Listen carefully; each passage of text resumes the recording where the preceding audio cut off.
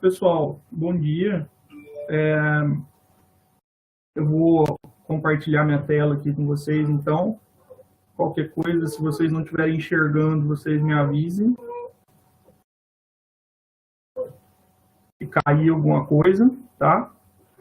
Bom, a ideia hoje é apresentar um pouco de Network on Chips, tá? E focar aí na implementação em FPGAs, tá? É um pouco, vamos dizer assim, né? Não é um assunto muito comum aí, né? Porque a utilização de FPGA para alto desempenho, sim, né? Mas Network on Chips em FPGA é um assunto um pouco restrito. Então, eu achei interessante fazer essa apresentação e eu vou chegar no motivo de eu ter estudado isso e poder trazer esse assunto para vocês, tá? Eu fiz aí uma agenda. Primeiro eu vou me apresentar, né? Porque a gente não se conhece. Então, vou falar de onde eu vim, da instituição que eu dou aula aqui e tudo mais, tá? Depois eu vou falar um pouquinho dos FPGAs. Não sei se todo mundo está familiarizado com a tecnologia, tá? Eu vou apresentar algumas características que são interessantes para a gente. Depois eu vou falar do modelo OSI, tá? Das camadas. Porque quando eu for falar de Network on Chips, eu vou usar esse modelo para a gente se guiar aí na apresentação, tá? Depois eu vou apresentar, então, as características de cada camada em relação aos Network on Chips e depois o que está rolando de implementação em FPGAs, tá? Eu gostaria de agradecer a oportunidade de estar apresentando aqui, né? A gente submete o minicurso, mas como a gente é de longe e tal, pessoal, a gente não se conhece, né? Digamos que é depositado uma confiança aí na gente. Então, espero que eu possa contribuir de uma maneira legal com o evento. Fique à vontade, tá, pessoal, para fazer perguntas. E qualquer dúvida que ficar da apresentação, a gente conversa, tá? Então, da onde que eu tô vindo, né? Ou onde que eu tô, no caso, né? Porque a ideia era viajar até aí, mas estamos impossibilitados de deslocamento, né? Então, eu coloquei no mapa aí, onde fica mais ou menos Araras, que é onde eu tô, tá? Em relação ao estado de São Paulo. Vocês veem que é meio longe aí, né? De onde vocês estão. Eu teria que passar mais ou menos quase um dia viajando para chegar aí, né? E depois para voltar mais um dia, né? Então, ia ser bacana, eu ia conhecer a região de vocês, que eu ainda não conheço, mas ficaremos aí para outra oportunidade. Araras, pessoal, aqui no estado de São Paulo, é uma cidade que ela é pequena, tá? A gente está falando aí de 100 e poucos mil habitantes, tá? E ela está numa região interessante, por quê? Porque ela é muito próxima da capital de São Paulo, tá? Ela está a 1 hora de Campinas, que é, né, onde fica o Unicamp. Aí ela está a umas 2 horas e pouco de São Paulo. A gente está aí de São Carlos em 1 hora, então a gente tem o campus da USP, de Rio Claro a gente tem o campus da Unesp, tá? E essa região aí é bem forte na área de computação e é onde o pessoal desenvolve pesquisa de ponta na área aí, né? Então, é bem colocada aí a cidade e, na verdade, eu vim para cá por motivos profissionais, né? A gente chega lá, então, digamos que para situar vocês onde é que começa tudo aí. Muito bem, então, onde é minha casa, vamos dizer assim, né? Atualmente eu estou como a maior parte da minha carga horária de aula tá no Centro Universitário da Fundação Hermínio Ometo, tá? Que é conhecido aí como FHO. Tem uma foto de um pedaço do campus aí, para vocês terem uma ideia. Aqui em Araras, quando eu vim prestar, a gente teve aí um concurso de admissão, eu não fazia ideia do tamanho da instituição, porque o pessoal da região conhece mais e tudo, mas eu sou de Minas, tá? Eu sou de Minas Gerais e eu fui para São Carlos para fazer o mestrado e doutorado, lá no ICMC, na USP. E aí, quando apareceu a vaga aqui, eu vim, conheci e eu me assustei, né? Porque é uma universidade muito grande que tem aqui, tá? Então, ela tem uma área total aí de quase 400 mil metros quadrados, tá? Construída, a gente tem aí 50 mil, um pouco mais de 50 mil metros quadrados, são 11 blocos, tá, pessoal? 23 cursos, sendo 6 engenharias, tá? Então, a gente tem engenharia civil, elétrica, computação, mecânica, produção, química, tá? E o mais legal aqui é que é uma instituição de ensino sem fins lucrativos, tá? Então, a Fundação Hermínio Meta é uma fundação que tem um conselho que gera a instituição, tá? Então, basicamente, a gente vive do que aqui? O pessoal paga mensalidade, 90% dos alunos têm alguma bolsa, tá? Desde bolsa do governo, ProUni, essas coisas, até bolsas institucionais. E todo o dinheiro que a instituição recebe é reinvestido na instituição, tá? Isso permite que a gente tenha uma característica muito interessante aqui, que são os grupos de pesquisa, tá? E incentivo à pesquisa e tudo mais. Então, eu já vou comentar mais sobre isso com vocês. Então, de novo, né, esse aqui é uma foto do núcleo de engenharia, que a gente chama, tem 10 laboratórios aí, entre laboratórios de hardware, de computação, tem uma fábrica modelo aí da engenharia mecânica, tá? Então, é uma instituição bem legal, tá? Bem bacana, estão convidados todos que quiserem vir conhecer, tá? Vão ter meu contato aí, é só entrar em contato se um dia estiver passeando para o lado de cá, quiser dar uma passada, certo? Então, bom, eu sou o professor Maurício, o que está aí de camiseta branca, tá? E esse trabalho eu desenvolvi em conjunto com o professor Marcílio. Então, da onde nasceu a ideia de enviar esse trabalho para o ERAD, tá? Eu fiz o meu mestrado e meu doutorado, pessoal, lá no Laboratório de Robótica Móvel do ICMC da USP, lá em São Carlos. E lá eu desenvolvi no meu mestrado um hardware em FPGA para correlação de imagens, tá? E no meu doutorado, eu implementei uma rede neural que fazia a classificação de imagens para navegação do veículo. E lá tem, o Laboratório de Robótica Móvel desenvolveu 3 veículos autônomos, tá? Um carro elétrico, uma Palio Candy, e houve automação também de um caminhão da Scania, tá? Com câmeras, com sensores laser e tudo mais. E uma das formas de navegação desses veículos é a navegação por imagem, tá? E aí, uma das implementações era com uma rede neural, tá? Que na verdade era um conjunto de redes que classificavam os pixels da imagem em áreas navegáveis e não navegáveis e soltava um mapa de navegabilidade aí para o sistema. E aí eu implementei isso em hardware. Então, eu mexo com FPGA desde 2007 na minha graduação, tá? Eu fiz graduação na Federal lá em Lavras, em Minas, a UFLA, e essa é a minha experiência, inicialmente era com hardware, tá? E aí, aqui na instituição, o professor Marcílio, ele estava, a gente tem alguns métodos aí de auxílio em disciplinas, tá? E o professor Marcílio estava alocado para me auxiliar numa disciplina de programação paralela e distribuída, porque era uma disciplina de laboratório e a gente implementava muita coisa, e tem algumas disciplinas que a gente tem esse esquema aí de ter 2 professores, né, o responsável pela disciplina e o que auxilia aí na parte tanto didática, na preparação de aulas e tudo, quanto na parte de implementação.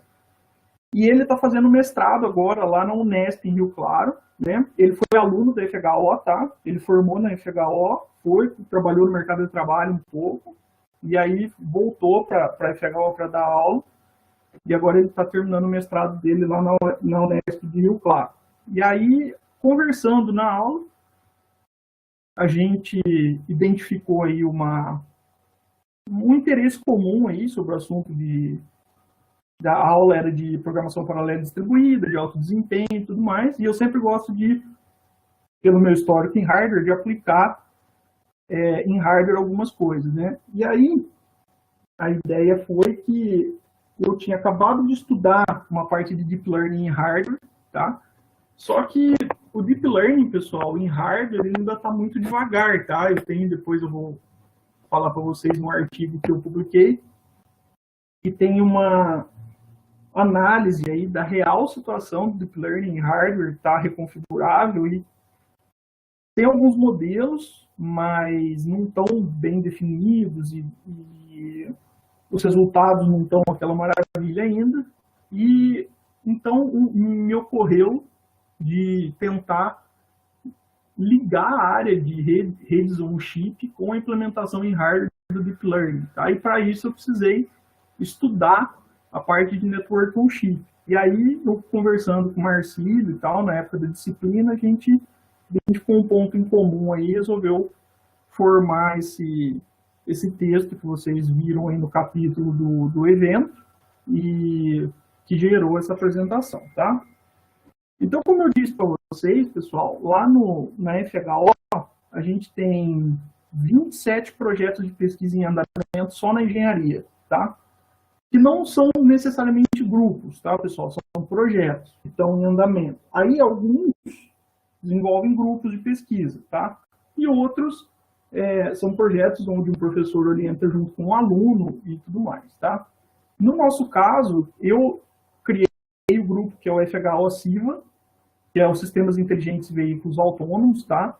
Esse grupo, ele tem o objetivo de desenvolver um veículo elétrico e automatizar esse veículo, tá? E como a gente tem engenharia elétrica, engenharia de computação, mecânica e tudo, a gente está construindo esse carro do zero, tá? A gente vai montar o chassi, vai colocar rodas, vai fazer o projeto elétrico e a automação toda dele, tá? Então, é um projeto grande aí, começou no ano passado, então está no começo, a gente está desenvolvendo a parte mecânica do carro ainda, mas tem aí um futuro grande pela frente. Outro grupo que eu participo também é o Grafo, que é um grupo de desenvolvimento de jogos que a gente tem, tá? Que trabalha principalmente com a Unity e que faz jogos para gamificação, jogos também para diversão e tudo mais. Então, basicamente, o grupo pega as demandas aí de desenvolvimento, cria jogos. E tem o Fobots, tá? Que é o grupo de futebol de robôs, que está lá. Inclusive, o Marcílio, quando ele estava na graduação, foi quando o grupo foi criado, então ele participou da criação do grupo. E hoje ele está como professor e está junto aí do Fobots e desenvolve os trabalhos, tá? Então, só para vocês terem uma ideia de como é que estão os trabalhos por lá, o Fobots, ele participa da competição de robótica, tá?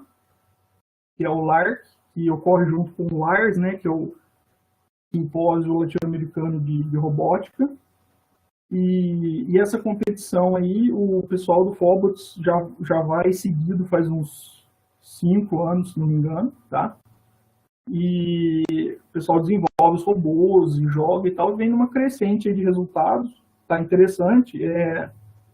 Eles estão com uma experiência muito boa e o grupo está melhorando bastante nos últimos tempos aí, tá? E no caso do Grafo, a gente teve no SB Games do ano passado e foi publicado um artigo lá sobre IA aplicado em jogos, tá, pessoal? Um algoritmo genético aí que resolveu um problema de caminho, tá? De bots para jogos. E no caso do SIVA, as duas últimas participações aí foi no Reconfigurable Architectures Workshop do IPDPS, tá? Do ano passado, que foi no Rio de Janeiro. Esse é o artigo que eu falei para vocês, então é uma análise de Deep Learning em hardware reconfigurável, tá? Os artigos. Eu revisei uma base de mais ou menos 200 artigos e desses 200 eu separei por volta de 50 que tinham resultado de implementação real, tá? E consegui tirar algumas análises aí do estado da área, das métricas de avaliação e tudo mais, tá? Porque eu gostaria de implementar, porque no meu doutorado eu implementei uma MLP, né? E eu queria saber para evoluir para o Deep Learning, como é que estava e tal, então foi basicamente o resultado desse estudo. E eu apresentei no ano passado, como consequência de todo esse estudo, um mini curso no ERAD, mas aqui de São Paulo, né, de 2019, que foi sobre o Deep Learning em hardware, tá? O que está acontecendo e tudo mais, que na verdade é basicamente a apresentação do artigo, tá? Então, assim, os grupos estão desenvolvendo trabalhos, estão ativos, tem bastante aluno trabalhando, então isso aí é legal porque mostra que, apesar de ser uma instituição que é paga, né, o foco está no aluno, na pesquisa, isso é bem legal. e é bem diferenciado da realidade de muitas instituições particulares no país, né? Então, é bem bacana. De novo, né, vocês estão convidados, se alguém quiser conversar, vir aqui, visitar e tudo mais, conhecer, é bem legal. Bom, então é só essa introdução que eu queria dar para vocês terem uma noção aí da onde que eu venho, né?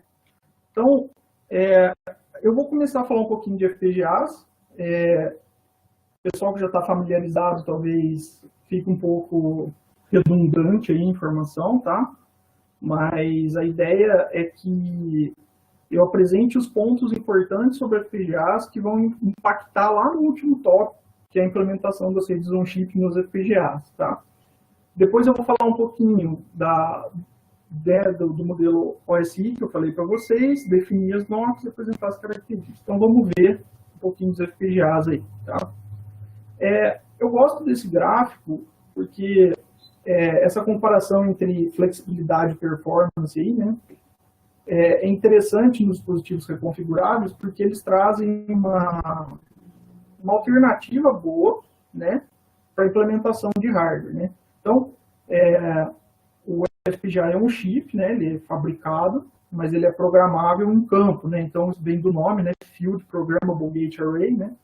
Então, é um vetor de portas programável em campo, né? Então, a ideia é que a gente consiga descrever um hardware, em linguagem de descrição de hardware aí, e colocar ele para funcionar, tá? Então, ele é uma ferramenta de prototipação excelente e muitas vezes também de implementação final, tá? Lá para o fim da apresentação, eu vou mostrar, dessa parte de FPGA, eu vou mostrar uma aplicação que tem um FPGA dentro, assim, que foi melhor fazer o hardware no FPGA, incluir o chip do FPGA no projeto do que até fabricar o ASIC, né?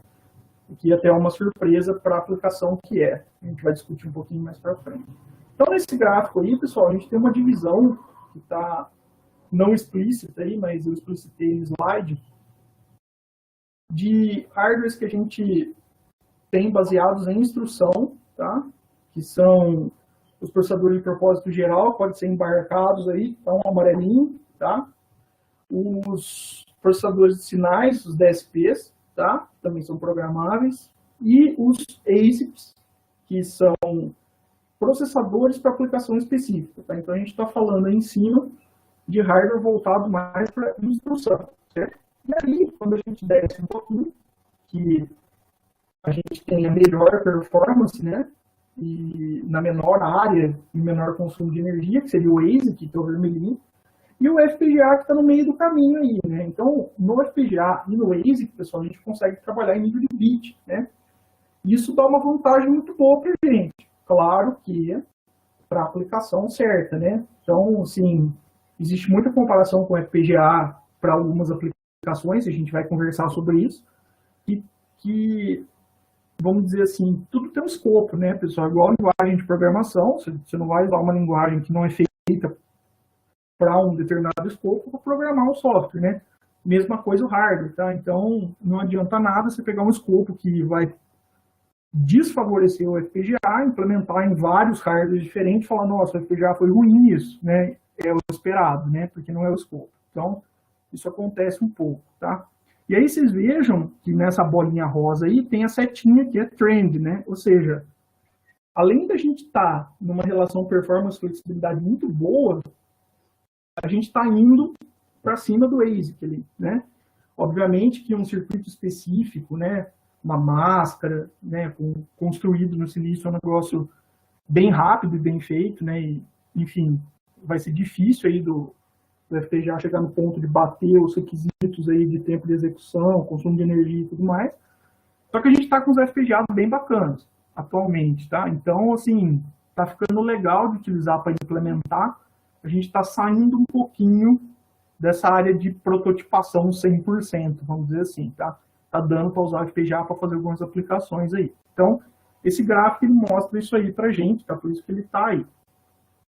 Então, uma das comparações que sempre acontece, né, toda a minha vida acadêmica, como eu trabalhei com FPGA, uma das primeiras questões de qualquer banca que eu participei, depois que eu apresentava, era, e o GPU? Né? Por que você não usou o GPU? Então, né, essa comparação é muito comum, tá, pessoal? Muitos trabalhos e muita gente compara FPGA com GPU. Só que, vejam, são coisas diferentes, tá, pessoal? Mas é tudo hardware, tá? Mas tem que tomar um cuidado aí, porque GPU é uma placa gráfica, né? E ela é orientada à instrução e ela é feita para processar basicamente multiplicação, né, de matrizes, pessoal. Ela é muito boa com conta, tá? Só que a gente tem um grande problema aí em colocar e tirar essa informação, tá? Uma vez que a informação está lá dentro, ela é processada infinitamente rápido. O problema é tirar e usar, né? Então, assim, para algumas aplicações, isso vai ser um problema grave, tá? E não vai dar para usar. Outra coisa é o consumo de energia, né, pessoal? Então, uma placa GPU, uma capacidade boa de processamento aí, consome uma energia razoável, né? Então, não dá para a gente sair embarcando uma GPU em qualquer lugar, tá? É claro que GPUs evoluíram em algumas linhas para GPUs menores, com baixo consumo de energia, tudo, mas normalmente a comparação que é feita se eu pegar a melhor GPU, tal, bom, a melhor GPU é uma placa gigante que consome muita energia, tá? Então, tem que tomar cuidado aí também, tá? Não estou dizendo que um é melhor ou pior que o outro. O que eu quero dizer com essa comparação é cuidado na comparação, tá? Da mesma forma que o FPGA tem um problema aí, que se você não usar a forma correta de desenvolvimento para o que você quer, você também vai demorar muito para desenvolver um hardware, tá? E ele vai ficar muito complexo. E talvez isso inviabilize o seu projeto, tá? Por exemplo, se você tiver um time muito pequeno de desenvolvimento, tá? Então, a escalabilidade da aplicação ela vai depender do método que você está usando para desenvolver. Então, por exemplo, se você está desenvolvendo em programação RTL mesmo, transferência de registradores, você está programando em porta lógica, vai ser muito demorado para você fazer uma coisa muito complexa. Tem linguagens de desenvolvimento de sistema já, né? Então, por exemplo, se você considerar um BlueSpec da vida aí, ela é uma linguagem, tá certo que ela é fechada, ela é paga, tá? Mas ela é uma linguagem de desenvolvimento de sistema muito parecido com o C, que vai gerar aí um Verilog sintetizável, tá? Baseado em templates, né? Então, ele vai pegar o seu código, vai tentar encaixar nos templates de hardware que ele tem e gerar um hardware final. E esse hardware é garantido de ser sintetizável, tá? Se ele vai caber ou não no seu dispositivo é outra conversa. Mas o hardware vai estar correto e vai funcionar. Então, veja, tem diversas aplicações aí e muita coisa diferente, então só um cuidado aí na hora dessa comparação, tá?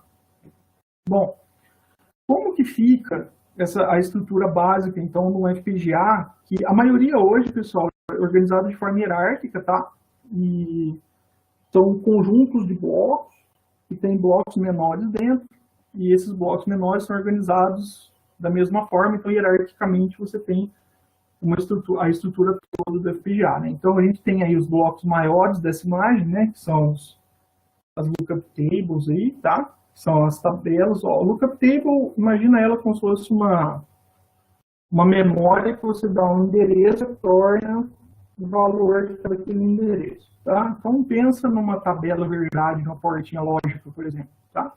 Então, no endereço 00, sai a saída da porta lógica. Então, por exemplo, né, você armazenar aí uma porta end, né? Então, você teria uma entrada, né? Cada um aqui. Aí depois você tem uma entrada 2. Você tem a saída, certo? Então, aí você teria o 00, 01, 01, certo? E na porta end a gente tem a saída 1 para o 1 e o resto é 0. Então, nesse caso, para colocar isso numa lookup table, né, numa tabelinha, memória, você colocaria no endereço 00, 0, no endereço 01, 0, no endereço 10, 0, no endereço 1, 1. e aí a hora que você acessasse o respectivo endereço, ele te retorna o conteúdo, tá? Então, basicamente essa é a ideia do Malute, tá? E ela é a base atualmente para as arquiteturas de FPGA que a gente tem. Depois, esses blocos programáveis são conectados aí por essas connection boxes, que vão... Esses quadradinhos, eles têm várias chaves dentro, tá? Que vão ligar ou não os barramentos entre si, tá? Para permitir que rotas sejam feitas. Então, se eu quero ligar, por exemplo, o bloco 1 no bloco 2, eu preciso criar esse caminho, tá? Então, minha connection box vai fechar esse cara com esse aqui, tá? Aí eu passo pela switch box, que também vai fazer isso, só que numa forma mais ampla. Aí eu passo para cá, aí passo pelo outro connection box e chego aqui, tá? Então, imagino que é uma caixa cheia de chaves, tá? Que conecta e desconecta o barramento. Pessoal, tudo isso é configurado na hora que você gera o hardware, tá? Então, todas as ferramentas de FPGA possuem seus ambientes de desenvolvimento, tá? Tem aí os geradores de hardware dentro deles, e o FPGA é configurado por um bitstream, tá? Que é uma sequência de bits.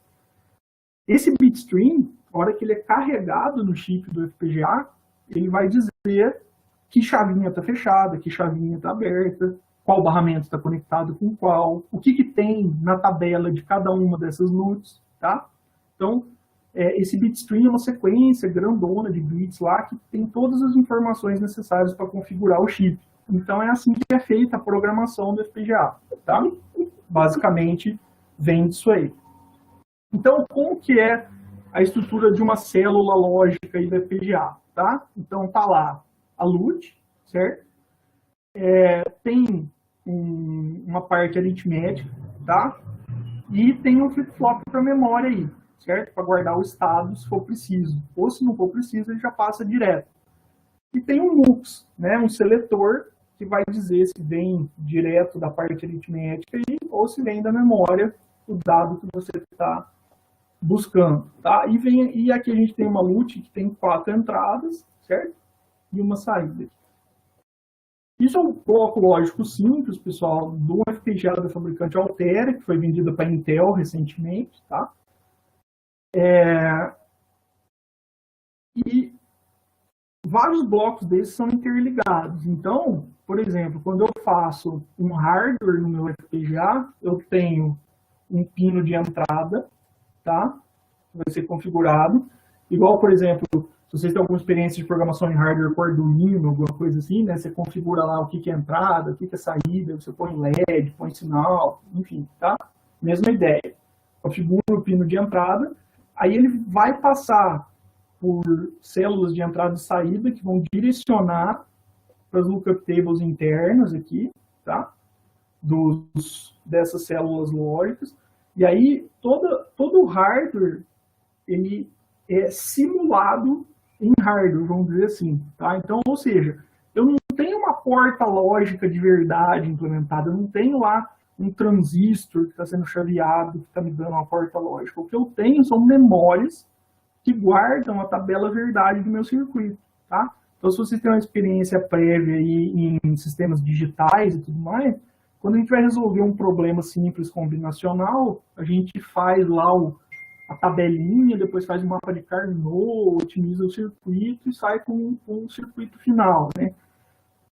Esse negócio de fazer a tabela e otimizar, quando você chega na expressão lógica mais otimizada possível, a hora que você tem essa tabelinha, é essa tabela, no caso do FPGA, que vai ser quebrada entre essas LUTs, tá?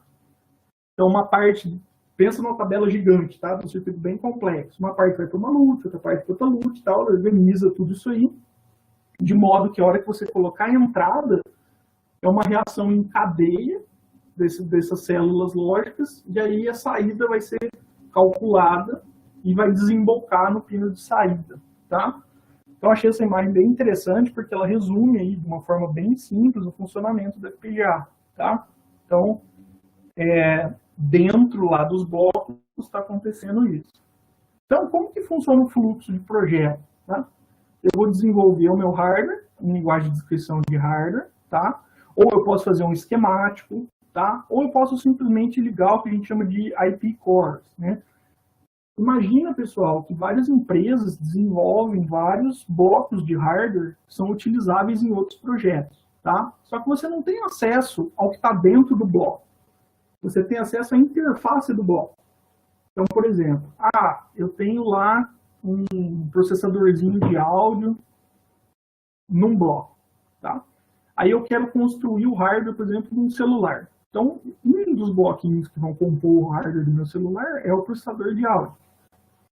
Eu não preciso saber o que está lá dentro. Se eu souber o que entra e o que sai, eu posso integrar no meu hardware, tá? Então, esses blocos que a gente compra para usar, ou usa a interface e não sabe o que tem dentro porque está protegido por direito autoral e tudo mais, a gente chama de IP cores, tá? Então, por isso que está esse grupinho HDL, esquemático, IP cores aqui em cima, tá? Aí, depois que você desenvolveu, você faz a síntese. O que é isso? A síntese é verificar o seu código e gerar as tabelas e as interconexões, certo? Então, vai gerar os bloquinhos do seu hardware, como que esses blocos estão interconectados, tá? Vai gerar o circuito, vai otimizar esse circuito para você, né? Então, o software de desenvolvimento, né? No caso da Intel, aí o Quartus, e no caso da... a Xilinx que é outra fabricante FPGA, tem o dela também, eles vão otimizar o seu circuito antes de implementar, tá? Por quê? Porque nem sempre o circuito que você faz cabe direto dentro do FPGA que você está trabalhando, tá? Então, ele precisa de alguma otimização.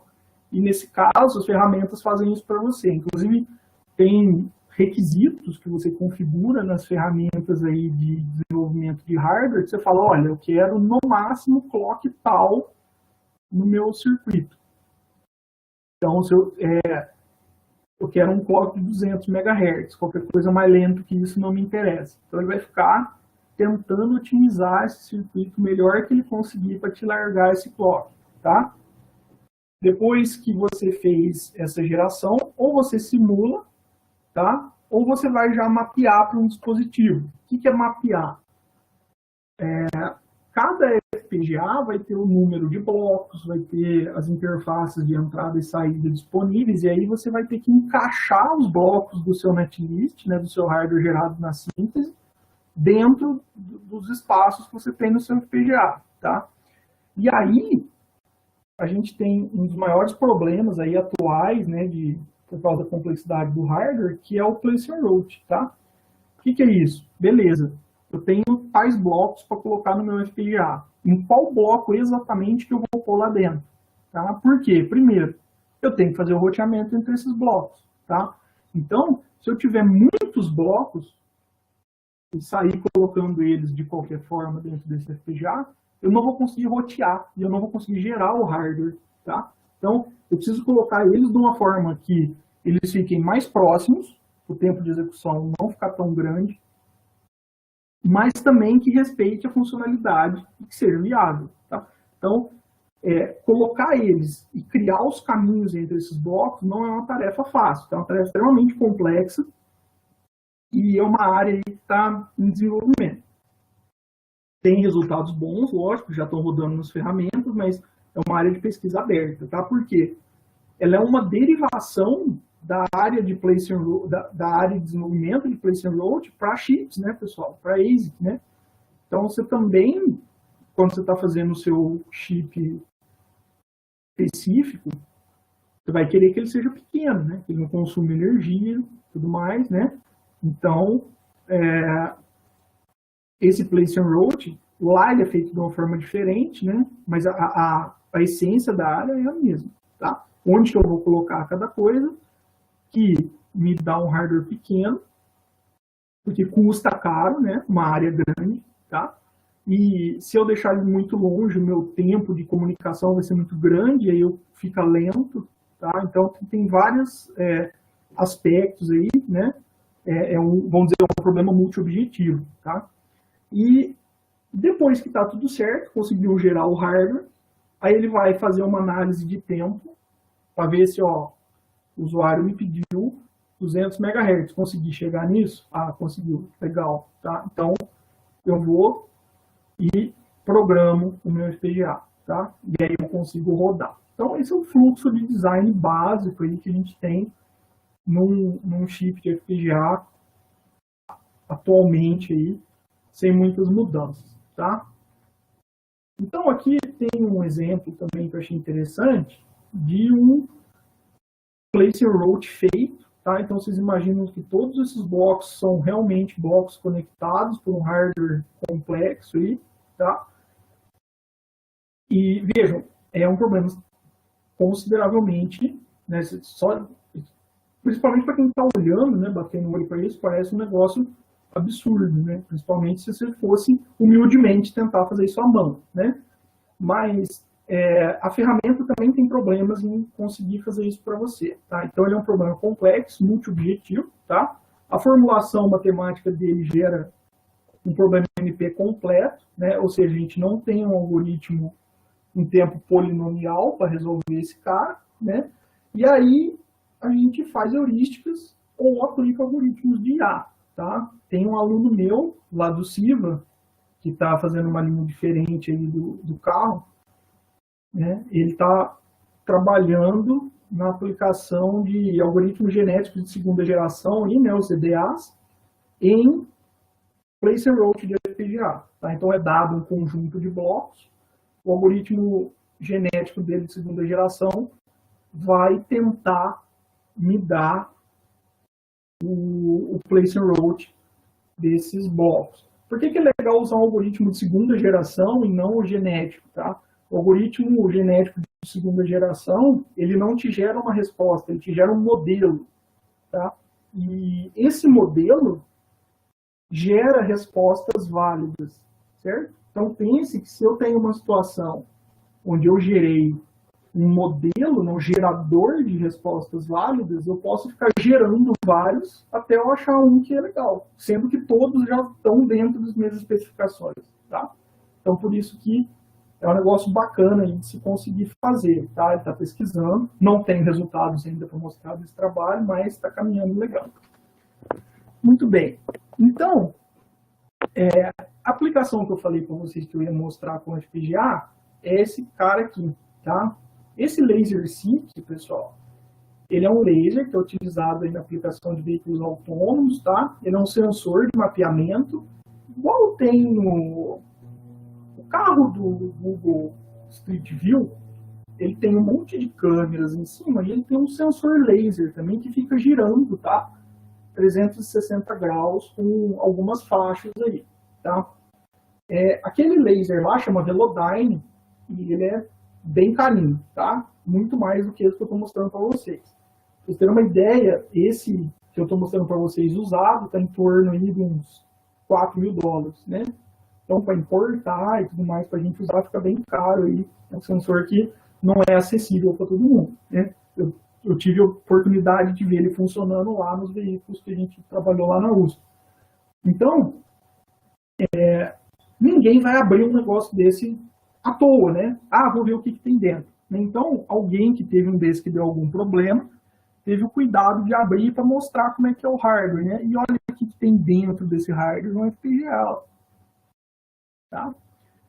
Pensa, pessoal, que esse sensor é usado para veículo autônomo. Então, assim, tem que ser tempo real, tá? Tem que entregar essa informação rápido, né? Respeitando aí as deadlines de execução.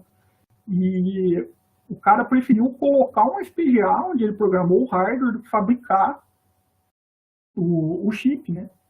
Então, olha que bacana. Isso mostra que a gente está caminhando aí para uma possibilidade de utilização de FPGAs em circuito cada vez maior, tá? Então, no caso do FPGA, a gente tem um hardware que simula o hardware. Agora vocês entendem quando eu falo isso, né? Que não é o hardware propriamente dito, mas é um hardware, né? Isso é interessante. A vantagem principal é o custo, tá, pessoal? Porque mandar fabricar um circuito, um ASIC, é um negócio meio caro, né? E para a gente aqui no Brasil, principalmente, isso não é acessível facilmente para a gente aqui, né?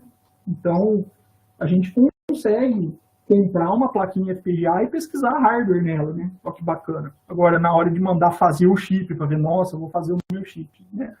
Impensável aí, atualmente, principalmente em nível acadêmico, né? Então, a vantagem principal é o custo e usar para o protótipo. A desvantagem é que aí não vai ser o hardware real, né? Então o desempenho que você vai ter fica aquém aí da comparação com o circuito já feito, tá? Uma máscara que foi fabricada, tá? Vai ficar pior, tá? Não tem como. Agora, o quão pior fica já está começando a ficar questionável se vai usar ou não, né? E está aí no slide um exemplo de possibilidade, tá? E uma coisa que eu quero chamar a atenção também, já que nós estamos falando de FPGA, que é uma coisa que me incomoda muito na área, bom, o hardware do FPGA em si já é um hardware que simula o hardware, tá? Aí você faz o seu design no FPGA e você usa um simulador, tipo o Model Sim da Mentor Graphics, que hoje vem junto com o Quartus da Intel, tá? Ele é uma ferramenta de simulação extremamente complexa, você consegue controlar sinais, atraso do sinal e tudo mais, tá? Só que, pessoal, tem que tomar cuidado, que assim, enquanto você está desenvolvendo, é importante você simular, tá? Porque, obviamente, igual você faz num software, imagina num hardware se você falar, não, eu tenho um projeto, eu vou sentar e vou programar esse negócio do começo ao fim. Imagina o tanto que vai dar ruim isso, né?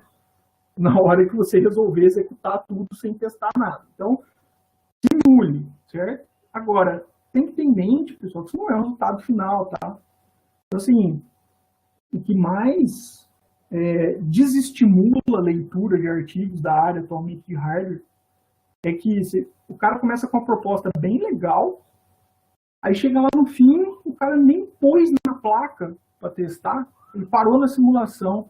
Ó, eu consegui um clock de tanto, mas ele não programou a placa, ele não pôs em teste, tá? Então, assim, para quem trabalha com hardware, com FPGA, sabe que tem um abismo entre a simulação legal e o real, tá? Mesmo porque, dependendo de como você programar o seu HDL lá, que é a linguagem que você vai usar para descrever esse hardware, vai ter coisa que não vai gerar hardware. Tem comandos HDL que não são sintetizáveis, que a gente fala. Então você pode fazer a simulação mais linda do mundo.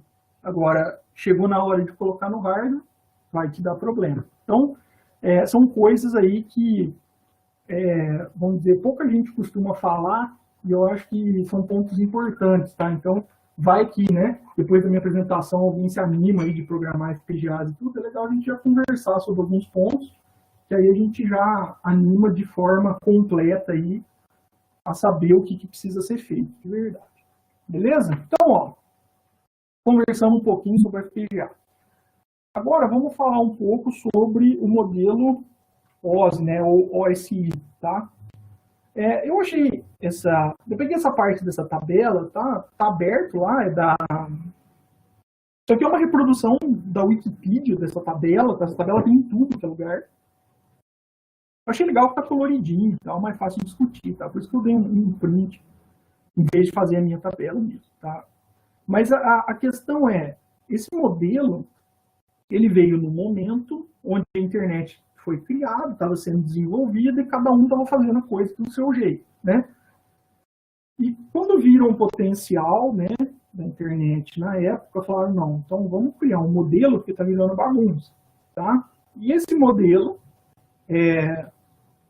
foi criado, né, pela ISO, e é um modelo que tem 7 camadas. Todo mundo que estuda redes de computadores cansa de ver isso aqui, né, porque é a base de tudo que é estudo de disciplina de redes. Aí todo mundo começa ou bottom-up, né, usando como base o livro de Tannenbaum, ou top-down, usando o livro Rose, né. Então, assim, são algumas coisas básicas aí que a gente vê na disciplina de redes, né. Então, dá para entender por esse modelo, né, que a ideia era ter uma busca pela interoperabilidade aí dos dispositivos, ou seja, eu estou programando minha rede, mas eu quero que minha rede converse com a sua.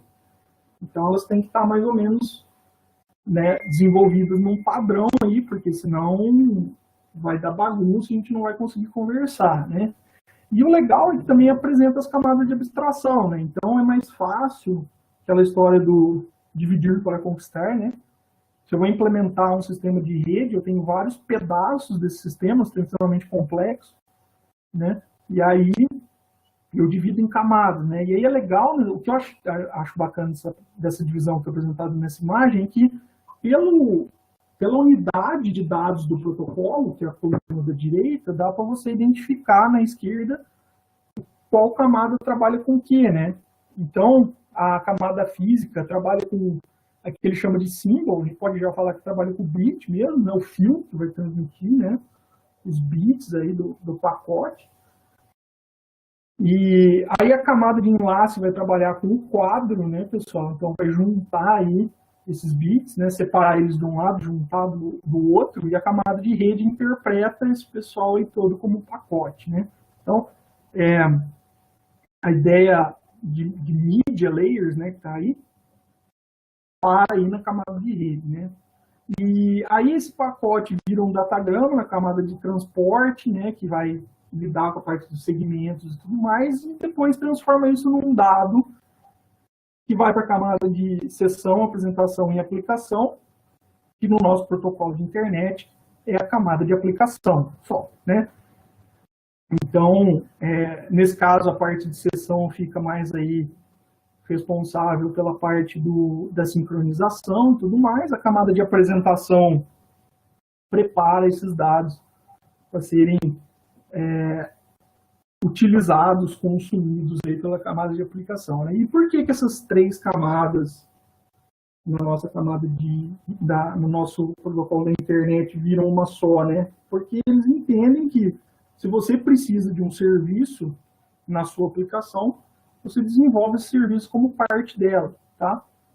Então, por isso que vira tudo uma camada só, tá? Então, essa questão das camadas aí é legal, porque dividiu o problema, né? E vai servir para a gente fazer um paralelo entre as redes on-chip, que é o que a gente vai falar, e as redes normais aí, LANs e WANs que a gente usa nos computadores, tá? Então, porque a ideia veio daí, né? Então, por isso que eu estou apresentando esse conteúdo para vocês, tá?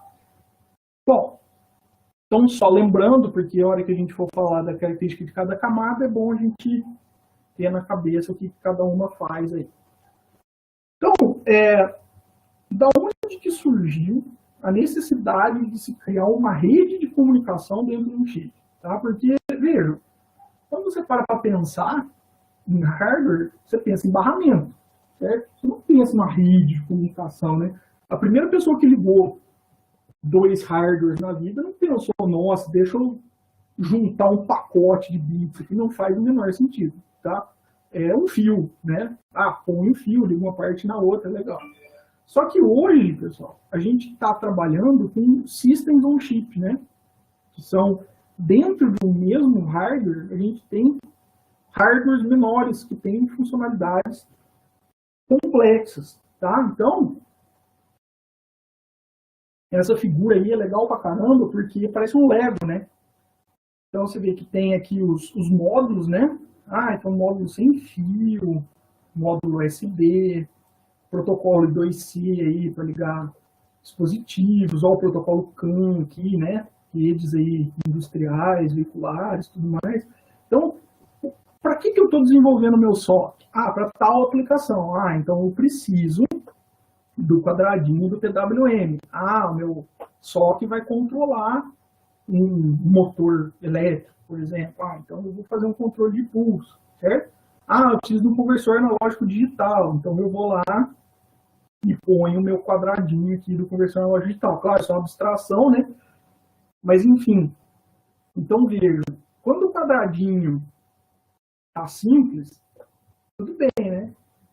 Então PWM, timer, isso aí é feito faz tempo em microcontroladores, né, pessoal? As interfaces de microcontroladores estão aí desde sempre, vamos dizer assim, né? E implementa. Agora, repara esse quadradinho aqui, ó. É um ar, É um processador. E ele é um quadradinho. Tá? E agora eu quero colocar um processador dentro desse cara. E aí? Ué, mas peraí, processador lida com instrução e o resto ali está lidando com bit. Nossa, com conversão de sinal também. Vejam, então eu tenho complexidades diferentes, tá? Gente que larga informação grande, gente que recebe bit, então virou um negócio extremamente complexo, tá? De construir, de sincronizar, de projetar.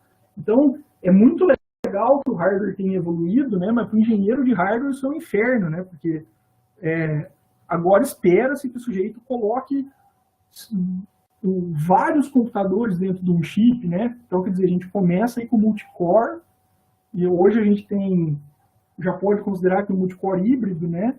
No nosso processadores aí do computador, que tem placa de vídeo integrada, que tem a unidade de processamento, e aí já tem mais hardwares específicos para várias coisas. Essa complexidade gerou essa demanda. Não é todo mundo que conversa igual. E se eu tentar fazer barramento para todo mundo, eu estou perdido. Tá? Porque cada um conversa de um tamanho, numa velocidade, espera um atraso específico. O que eu vou fazer com tudo isso? Tá? Então, essa demanda gerou o estudo que a gente está tendo aqui hoje, tá? Essa conversa que a gente tem.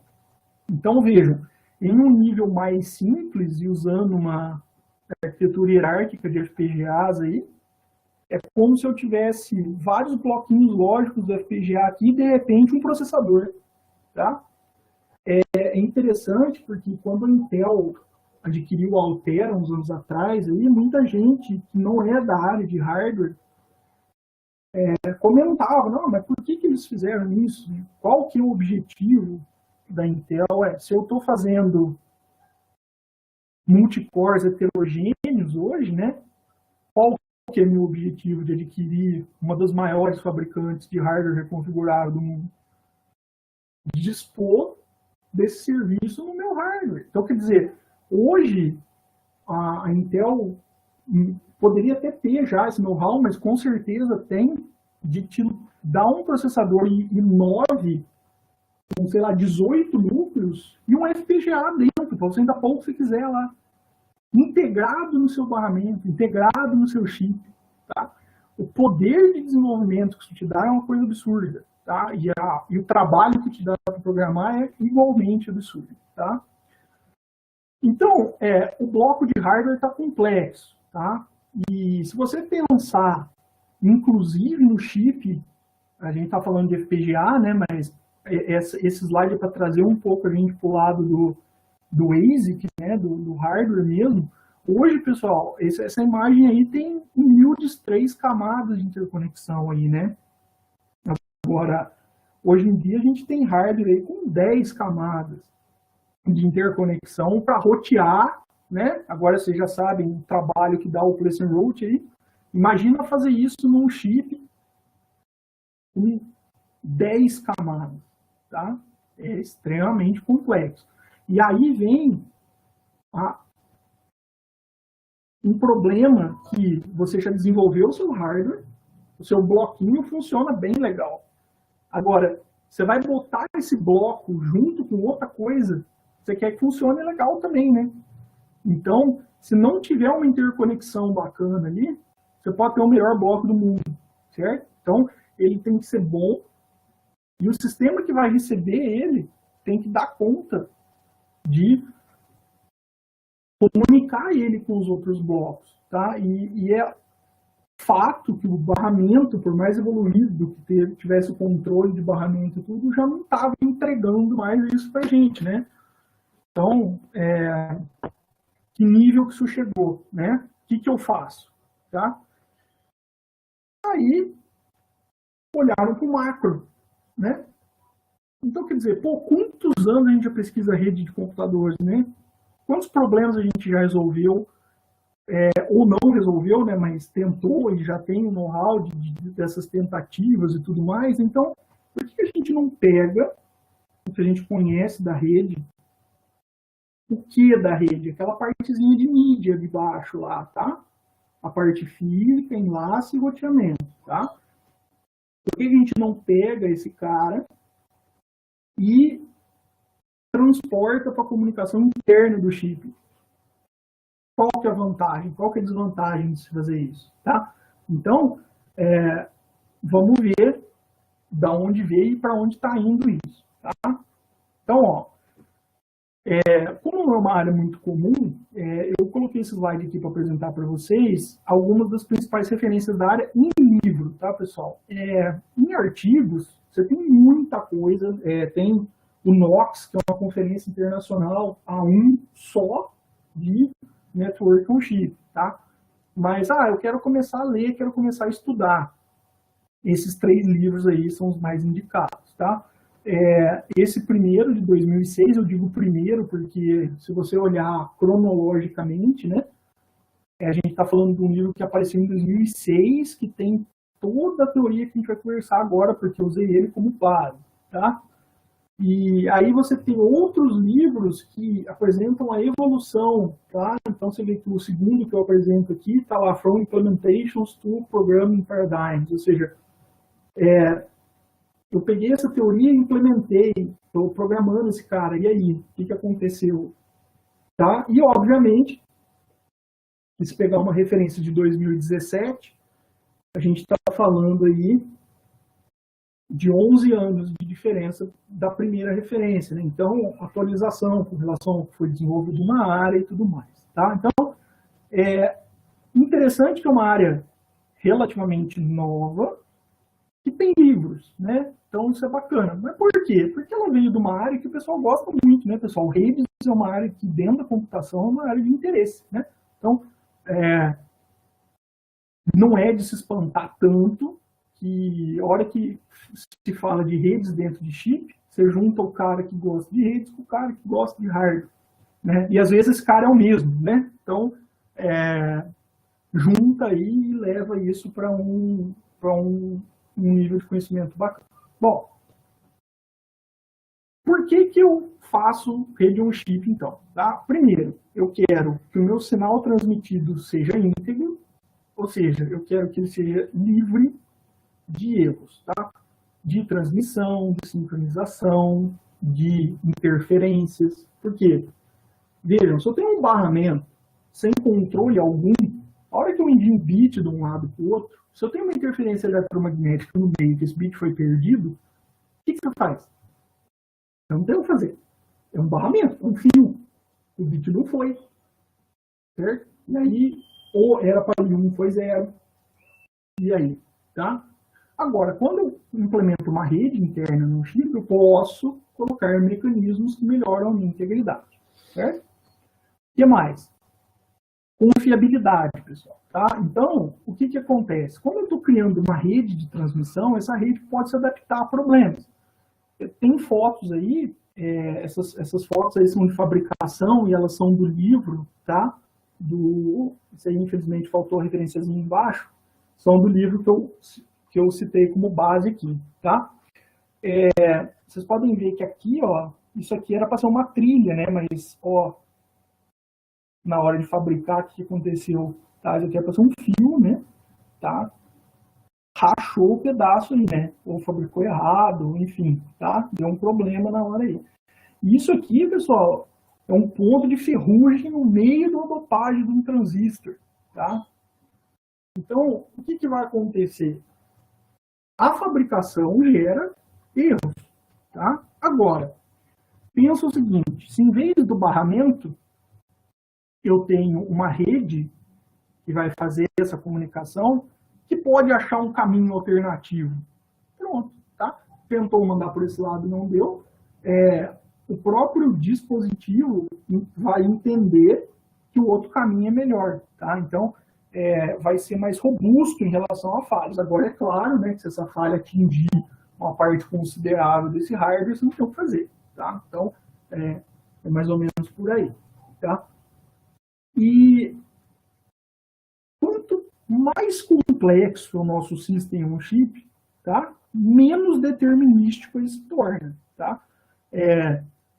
quando a gente lê esses textos aí, né, toma-se o cuidado de falar que a modelagem do sistema é quase impossível de fazer. Gente, para pensar, né? Imagina modelar, vamos pensar uma situação assim, que tende a ser crítica, né? Imagina um modelo matemático de um imóvel. Sei lá, o imóvel hoje tem 18 núcleos, não é isso? O mais parrudo deles, né? Pelo amor de Deus, né? É extremamente complexo. Ninguém vai modelar esse negócio, né?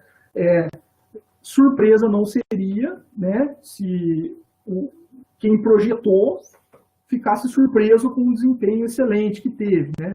Então, vamos partir desse princípio, tá? Então, quanto mais complexo menos determinístico vai ser, tá?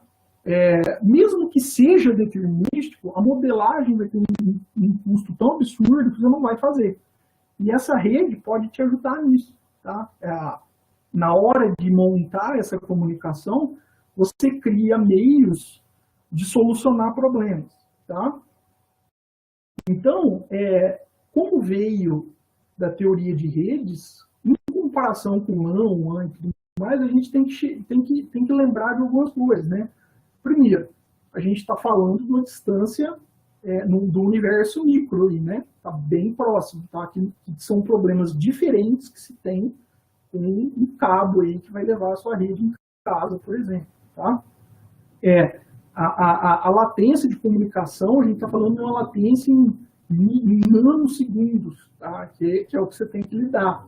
Então, é a mesma coisa quando você está trabalhando numa física macroscópica e você pula com a física quântica.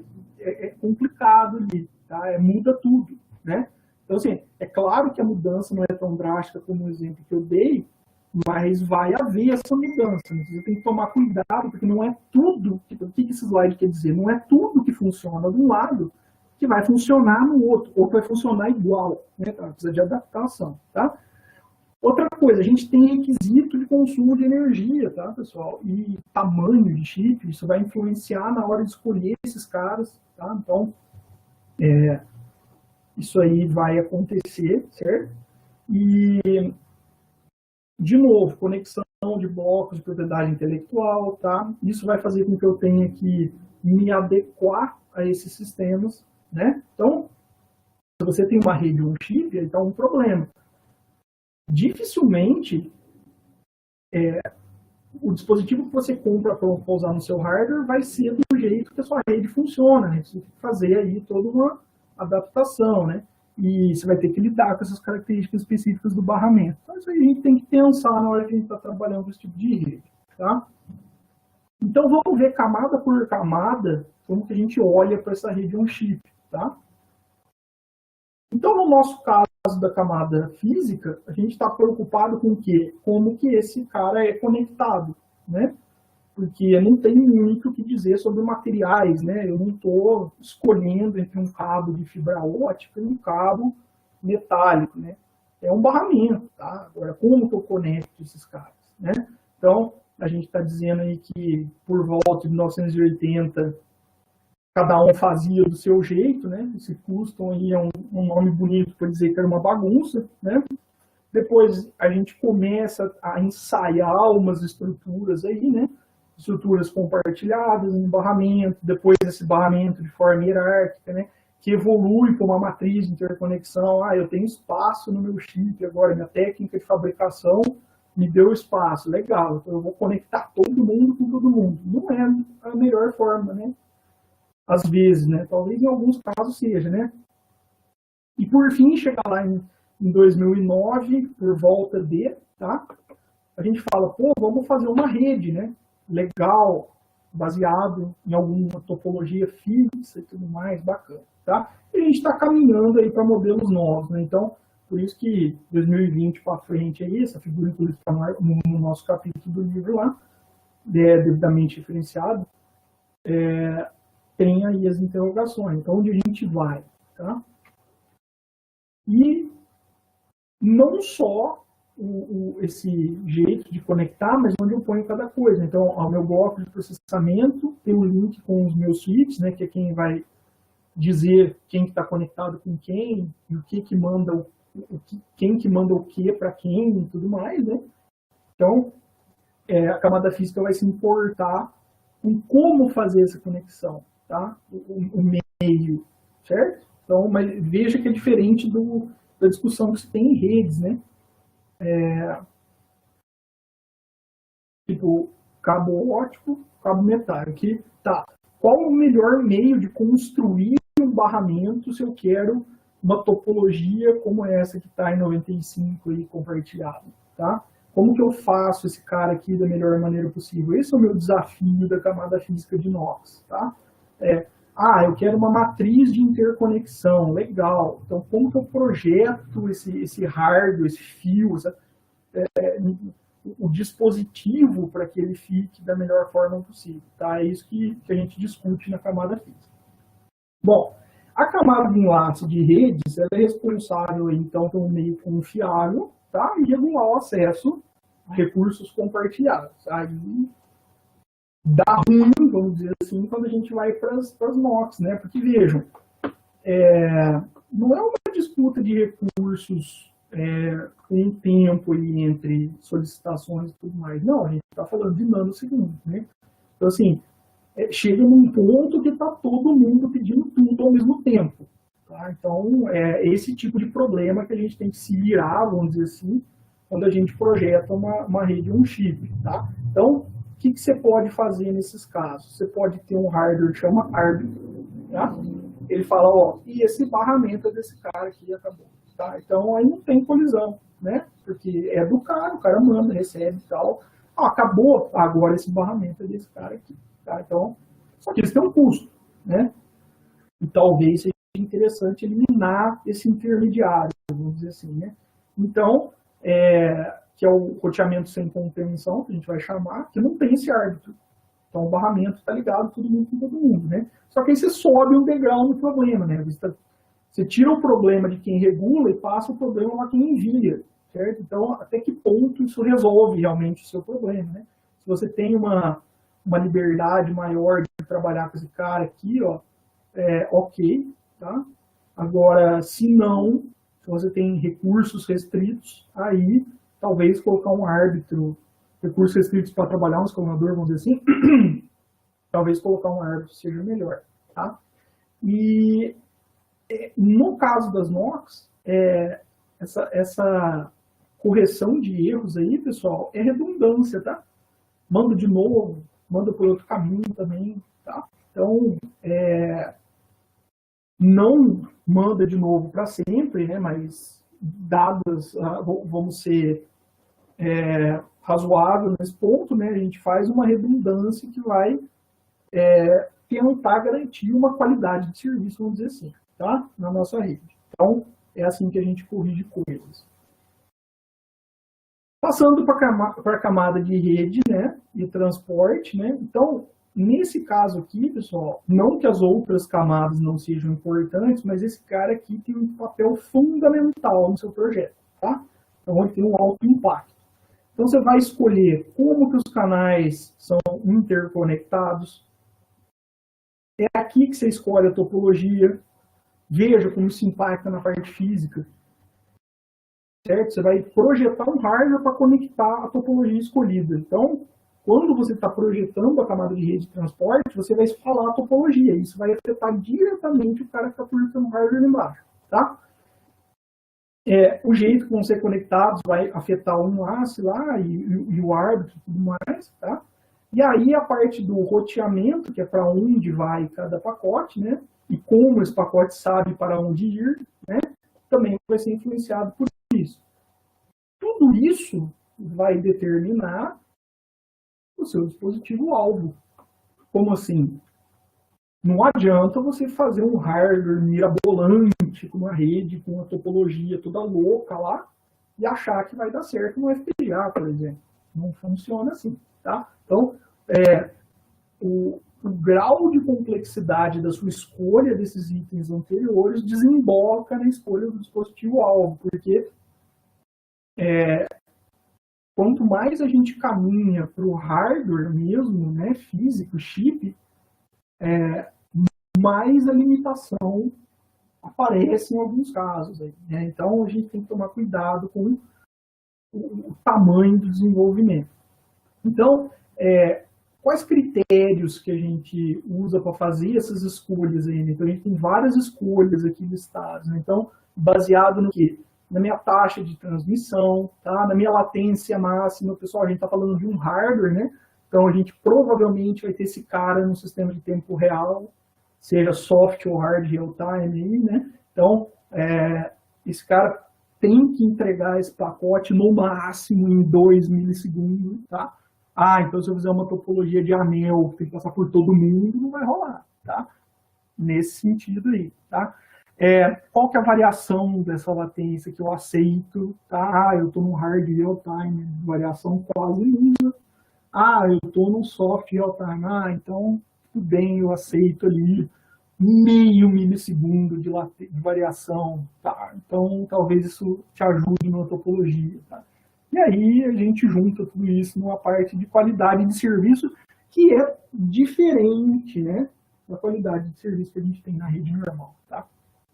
Então, nesse caso, escolhi a minha topologia baseada nisso aqui. O que eu tenho que pensar também, de novo, a área do chip, tá? Desempenho do hardware como um todo e o meu consumo de energia, porque pense que você projetou os blocos, igual a gente comentou antes, os melhores blocos, tá? Aí a pior interconexão vai ser um chip que não vai atingir os requisitos, né? Em palavras mais duras aí, ele não vai prestar porque ele foi feito, né? Então, tem que tomar cuidado, tá? Então, tem algumas topologias aí que a gente discutiu no nosso artigo, tá? Essas são as mais comuns, né? E você tem uma topologia em barra, né? Que todo mundo... Vejam, esses quadradinhos pretos aí são as interconexões, né? Ou switches, roteadores, como queiram, em relação à rede, tá? A gente vai ver que, para falar que é um roteador, a gente tem uma topologia específica, um hardware específico, a gente vai chegar lá, tá? Aí a gente tem o mesh aqui, tá? Que vocês veem que conectados aqui em linhas e colunas, né? Uma matriz aí, tá? Se a gente faz uma conexão cíclica aqui, a gente transforma isso num torus, tá? E, enfim, né? Tem várias formas de se conectar à rede aí, né? Então, vejam, o desenho, inclusive, vai mostrando um número maior de linhas, né? Você passa do A para o B, você criou linhas aqui entre os blocos, aí para o C você parece que aumentou, o D parece que já está até poluído, que mal você vê o bloco. Ou seja, na hora de fabricar esse cara, vai custar caro. Por quê? Porque vai aumentar a área, né? Ou talvez eu tenha que adicionar mais uma camada de interconexão no sanduíche do meu circuito integrado, enfim, tá? Como que eu faço isso, né? E aí também o F aqui, ficou até coloridinho na figura, existem as topologias irregulares, né? Então a gente pode também fazer cada parte de um jeito, mas como já é complexo seguir uma topologia definida, imagina seguir uma topologia livre, né? Então, esses algoritmos de roteamento têm algumas classificações, né? O algoritmo de roteamento que a gente fala vai ser implementado não só na programaçãozinha de cada bloco, talvez, tá? Ou em como esses blocos serão construídos para representar esse algoritmo, tá? Então, pode ser unicast ou multicast, em relação aos destinos, né? Então, se vai de um lado para um único destino ou para vários, né? Aí vai levar em conta o número de caminhos que eu posso percorrer, você vai escolher um caminho só ou mais de um, tá? Vai ver qual é melhor, talvez, ou vai fazer redundância, né? O jeito que eu vou implementar, né? Se eu vou usar uma máquina de estados para tentar achar esse caminho, ou se eu vou fazer simplesmente uma tabela que vai ser consultada, tá? Pode ser alguma coisa distribuída, ou seja, cada parte decide dela para frente, né? Ou a origem já define tudo e vai direto, tá? Ele pode se adaptar aos problemas, o que é interessante, ou ele já é um caminho pré-determinado e acabou, né? Se deu o problema, né? Não chegou a informação. E eles podem ou não considerar o caminho mínimo, tá? Entre os blocos. Então, esses algoritmos de roteamento aí tem essas partes. A gente vai falar de todos, porque não vai dar tempo de falar de tudo, tá? Então, resolvi apresentar as partes para vocês e de classificação, mais do que me aprofundar nisso. Tá? Então, tá aí o interior de um roteador, vamos dizer assim, padrão dessa redezinha on chip. Tá? Então, eu tenho registradores, eu tenho isso aqui, pessoal, é uma filazinha que vai chegando a informação, tem uma lógica de controle, aí faz interconexão daqui para cá, certo? Ou daqui para cá, enfim, certo? Eu tenho um bloco de interconexões, eu tenho entradas que vão salvar aqui estados, aí lógico de controle para dizer para onde vai, registrador de saída como um buffer, tá? Então, enfim, chega o dado, você tem um buffer de entrada, né, uma fila aqui, a lógica de controle vai dizendo para onde ele vai, né, aí você pode ter a atuação do árbitro, liberou o barramento, então agora eu posso passar esse cara para frente, enfim, tá? Então, esse é um zoom, um roteador de uma rede aí, tá? A gente tem aí uma camada de aplicação, mas nesse caso a gente está falando da memória, tá? Então, se eu tenho uma memória distribuída entre os blocos, ou eu tenho uma memória compartilhada que vai ter que ser gerenciada, e limita-se a isso, tá? A gente não tem uma aplicação rodando lá gerenciando essa rede, né? Então, o que a gente pode fazer de paralelo com a camada de aplicação é isso. E aí, essas discussões resultam nesse modelo padrão aqui, tá? Que é a interface de rede em cada bloco, certo? Então, você adaptou o seu bloco com a interface de rede e os roteadores aí, que foi o que a gente deu o zoom antes, que vão se conectar e passar a informação, tá? Então, isso é uma rede on chip, tá? O que acontece no FPGA? Então, ao desenvolver essa rede com o FPGA, criou-se algumas características próprias, tá? Os trabalhos da área, eles convergiram para um modelo, tá? E melhorias em relação a esse modelo. Tem poucas coisas que espalham, tá? Mas o foco principal da maioria é baseado no modelo que eu vou mostrar, tá? Quando a gente fala de NOX em FPGA, você tem que tomar um cuidado só que ou você está falando da construção do FPGA, ou você está falando na NOC que está sendo implementada no FPGA, que é o nosso foco, tá? Então eu tenho o FPGA e eu quero pôr uma rede lá dentro para ver como é que ela fica. Mas eu também posso discutir a rede que controla os blocos do meu FPGA. Só que aí a gente vai para outro nível de projeto, tá? Não é o caso. Muito bem, então como que fica essa rede? Tá? Eu quero desenvolver uma NOC e testar. Como que os trabalhos têm feito isso? Tá? Então eu vou pegar informações sobre o tráfego dessa rede, tá? Da minha NOC, tá?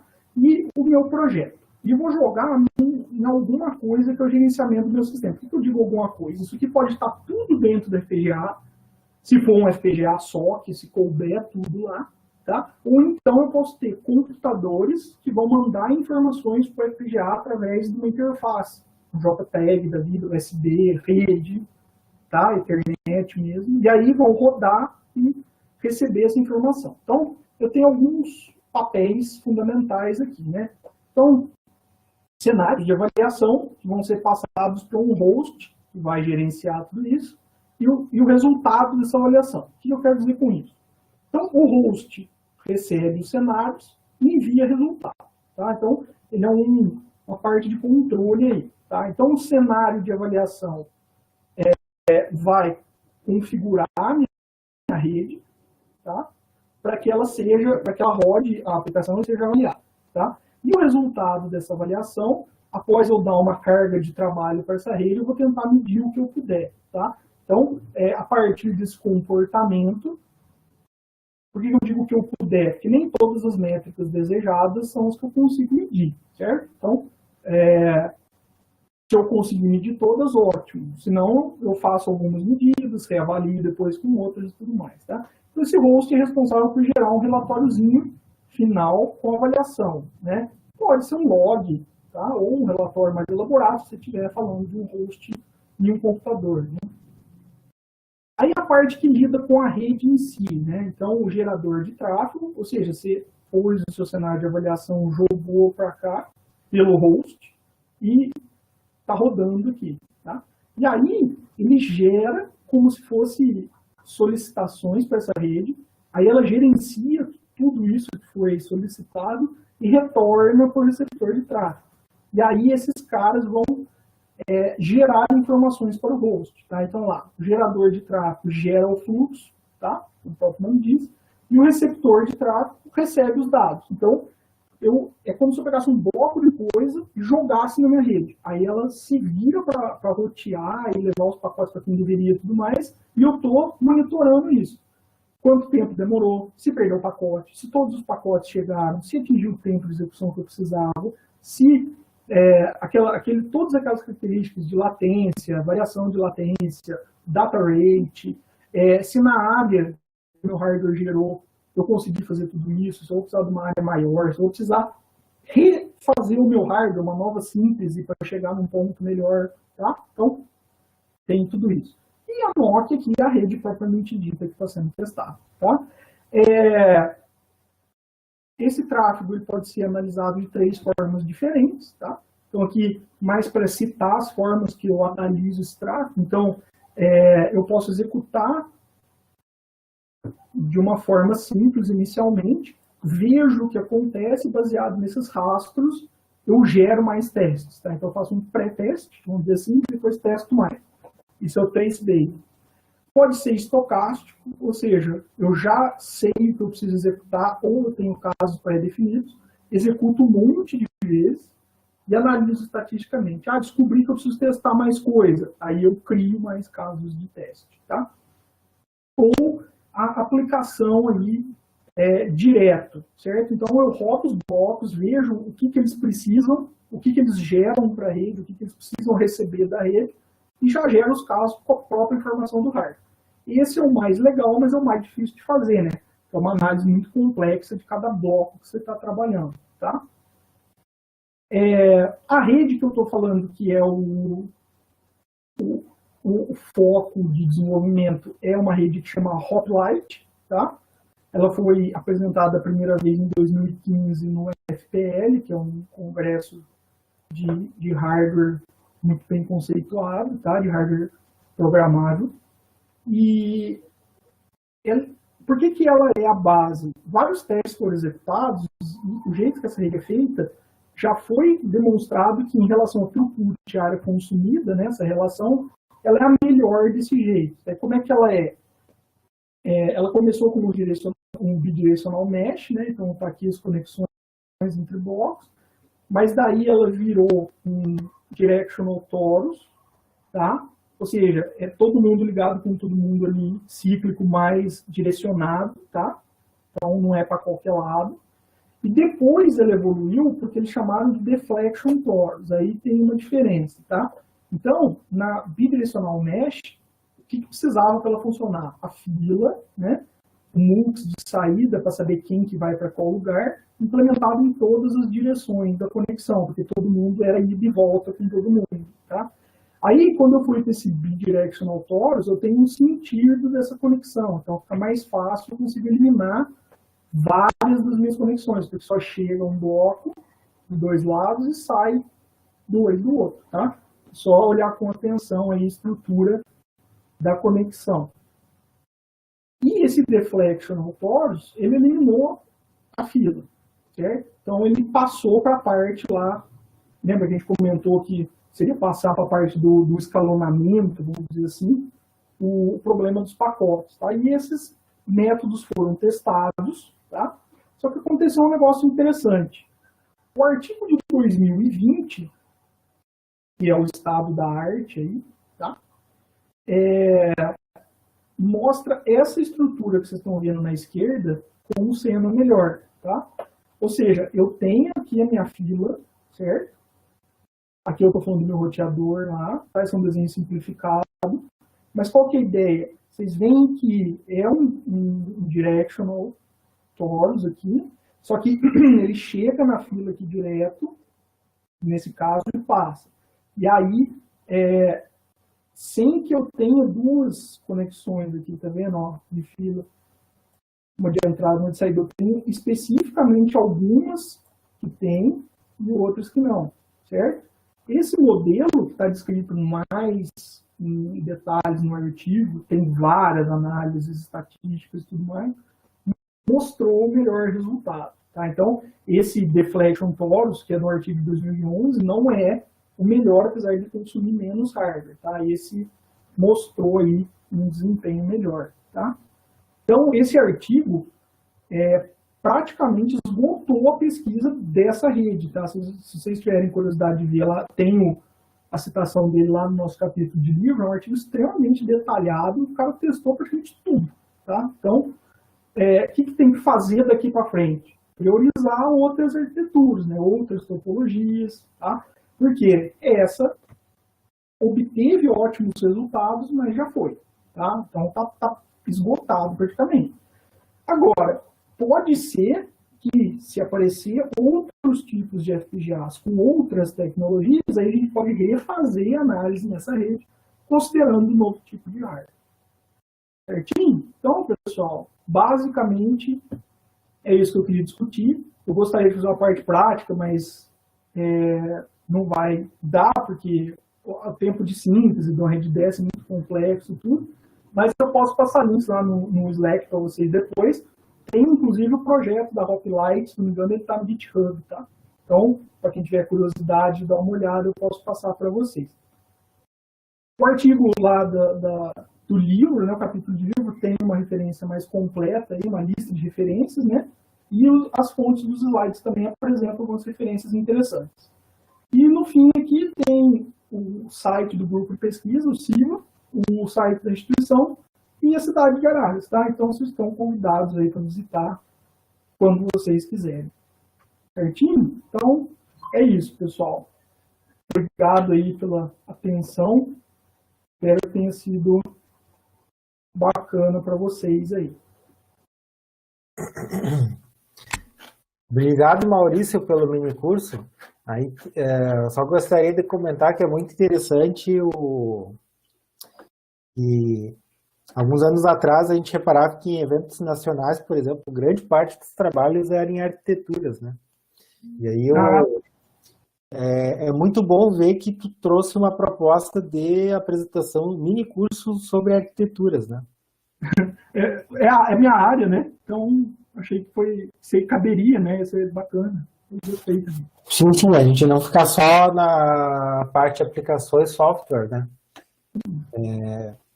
Eu só vou fazer uma perguntinha primeiro e eu passo para os demais, se alguém tiver perguntas também. Eu ia até falar, Maurício, se quiser colocar o link do capítulo lá no Slack para o pessoal poder baixar. Eu ponho. Pode colocar no canal mesmo. Eu vou fazer só um comentário rápido. O que tu tens a comentar sobre... Eu tinha um aluno que eu trabalhei com o professor Navô, inclusive, que ele tinha uma placa embarcada da Intel que conseguia transformar o OpenCL e programar o FPGA. Eu não sei como a opinião tem dessas arquiteturas, o que tem para dizer. Então, quando a gente tem uma conversão de hardware porque é meio brusco, né? A gente converter direto aí um OpenCL por um hardware, né? A gente tem trabalhos que avaliam essas arquiteturas, mas assim, a minha opinião sobre isso, eu nunca trabalhei, tá, diretamente com isso, mas o que eu posso dizer é que, assim, para as aplicações específicas, algumas aplicações, é muito bom, tá? Me parece que a pessoa que desenvolveu a ferramenta tinha em mente algumas coisas específicas para serem feitas com elas. Tá? A partir do momento que você foge um pouco disso, o resultado não fica tão interessante. Né? Então, assim, é uma ferramenta que era para ser geral, mas ela acaba não dando um resultado tão bom em todas as aplicações que você tenta aplicar. Tá? Mas, assim, resultados bons existem, tá? Tem um pessoal que trabalha com PNCL para hardware faz bastante tempo. Tem um trabalho do professor Bonato lá no CMC de São Carlos, quando ele fez o mestrado, o doutorado dele, ele já trabalhava com o OpenCL, já em FPGA, mas não gerando hardware, tá? Um OpenGL programando o processador dentro do FPGA. Mas, assim, essa é a impressão que eu tenho, que ela propõe uma coisa bem geral, mas eu ainda não conseguia confiar todo tipo de aplicação a ele, tá? Sim, eu concordo que muito provavelmente deve ter um impacto em desempenho e deve ser específico, né? Sim, para um sim. tipo de processamento. Aliás, para processamento, não um propósito geral, né? Então... Mas era uma arquitetura embarcada, não lembro o nome agora. A Intel comprou essa empresa. Então, a Intel tá investindo na área, né? Mas eu achei uma abordagem interessante, porém, não deve ser tão de propósito geral. Né? Não. Ela deve ter aí o seu escopo de atuação, né? Sim. Pessoal, vamos abrir uma ou duas perguntas, que a gente já está às 10h30. Estourei o tempo aí, né? Desculpa. Eu não sei se alguém quer se manifestar uma pergunta pelo áudio aí, ou quer escrever no chat mesmo. Pode ser chat, áudio. Deixa eu ver se eu abro aqui o YouTube também. É a nossa transmissão. Por favor, Nossa, eu tô com o Slack aberto aqui, eu preciso abrir o YouTube também, né? YouTube... não, o Ricardo Menotti aí. Abraço para ele. Eu tô como substituto na UFSCar lá, o professor... Tô colega dele por esses tempos. Tenho aqui mandando parabéns. Se tiver alguma pergunta, é que no YouTube demora um tempinho para chegar lá, né? Ah, sim. Deixa eu ver. O Matheus Sérgio fez uma pergunta aí. Pode comentar um pouco sobre implementação, quais bibliotecas de interface e programação que podem ser utilizados? Tá. Você diz a implementação no hardware, Matheus, desculpa. Porque, assim, se a gente está falando de hardware, a gente teria que partir para alguma coisa aí... depende da tua animação, vamos dizer assim, né? Você pode partir aí para um VHDL, para um Verilog, tá? Se você tiver disponível uma ferramenta de nível de sistema, tá? BlueSpec, né? Softwares, aí você vai ter que usar o software do fabricante, tipo um Quartus, né? Da vida, alguma coisa assim, tá? Não sei se era isso que você queria. É programação de hardware normal, tá? O fluxo é o mesmo. Digamos que você mudou aí o foco da aplicação. Não tem nada muito para isso, tá? Não que eu conheça especificamente. Não sei se respondeu a sua pergunta. O Matheus respondeu. Mas assim, pessoal, vamos... Eu tenho uma pergunta.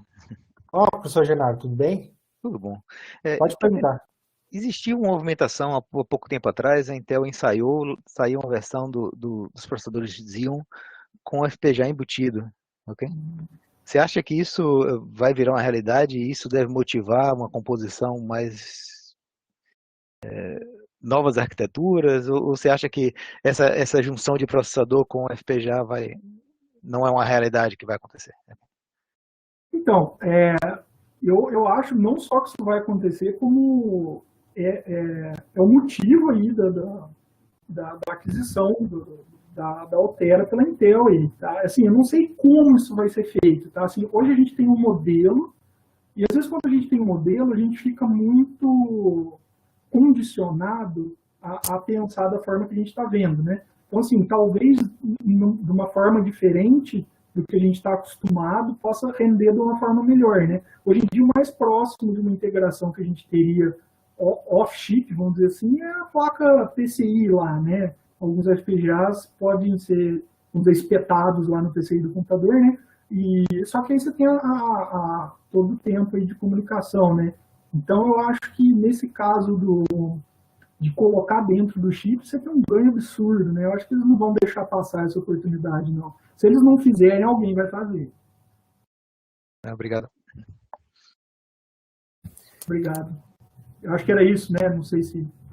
Acho que é isso. O pessoal pode perguntar aí para o Slack também, consultar o material do Maurício também. E, Maurício, muito obrigado Obrigado pelo nome curso e muito obrigado por apresentar também na nossa versão virtual. Imagina, sempre. Ó, o contato está feito aí, tá? Vamos manter esse contato